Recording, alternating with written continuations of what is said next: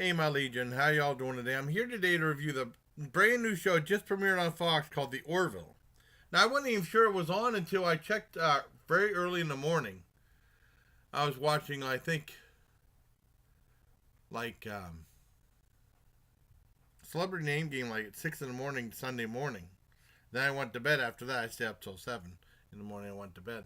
And I found it was on at 8 o'clock. I was, oh man, I got to see this. And it's hyped up. And it's Seth MacFarlane, who obviously was influenced by Star Trek, because he was even in the William Shatner documentary. I still haven't seen it all. I should probably make an effort to try to see the whole movie. It's not as interesting as For the Love of Spock or some of the other documentaries about Star Trek. And he tries to make, it's more like he's making a version of Star Trek The Next Generation, but he wants to be like the show Quark. I'm sure he was influenced by the show Quark as well, the goofy, short-lived sci-fi comedy that I loved back on NBC that had Richard Benjamin in it and Tim Thomerson in it. And this film is only okay. I mean, it shows off a bunch of special effects that are pretty decent, neat-looking ships. It's like this first one is like they play music similar to The Next Generation throughout. And they show these ships like bam, bam, bam, like they did in Star Trek, their original motion picture, which I have a lunchbox for. You know, that. See, I mean, they show effects like that, kind of. And, you know, it starts off with, Seth MacFarlane coming home and seeing his wife in bed with another guy, a blue guy. And he said, that's it, I want a divorce. And then he gets called in a while later, like a year later or something like that. And the guy said, you're a screw up. You're not doing very well. Even though, and he said that you're pretty much your last chance. But we're going to give you a ship to command. And he said, why are you giving me ship to command? Well, they said they had a whole bunch of ships and we have to give them to some people, but it's your last chance. And, he goes, and it's called the Orville, and he goes on the ship, and he meets his crew and stuff like that. And they have a guy that's really close to Worf on Next Generation, talks similar to him and stuff like that. And basically, it's just like little teeny tiny lame jokes in the movie. And then he says that later on, we'll give you your first officer. And then whenever he's on his first mission to go to this one planet and stuff like that, they find his first officer, and his first officer was his ex-wife that cheated on with that blue guy. And there's banter back and forth, kind of.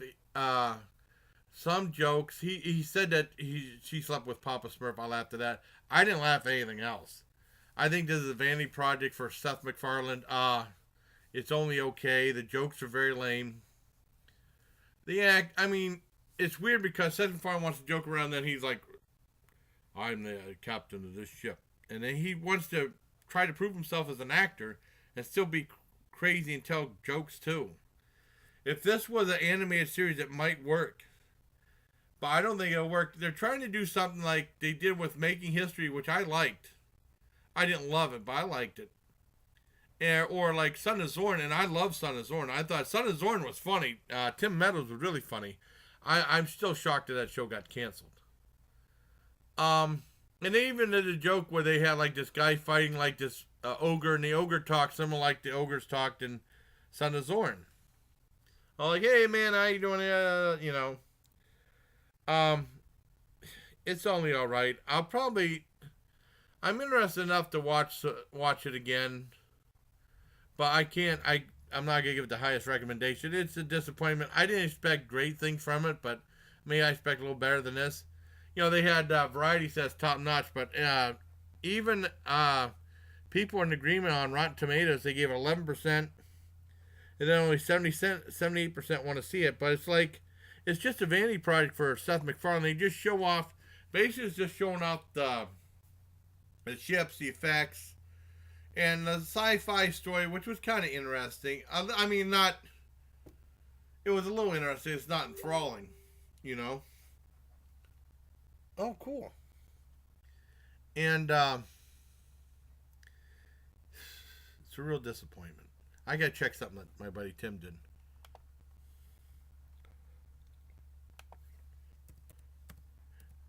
Thank you, Tim.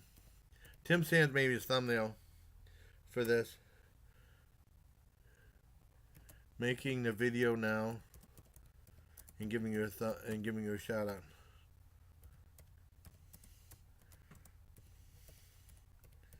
You a shout out. But I mean, if now Quark was really funny. Quark didn't forget the silliness, and it still stole the real story. You know? Let me see, is it? Okay, let me go with this. Okay. Awesome. Okay, I'm all caught up now. See, like I said, like this is all like brand new. When I do videos, it's all like I don't know what's going to happen. You know, I try to do it in real time and try to keep it real. But I mean, as far as special effects, like Futurama was funny.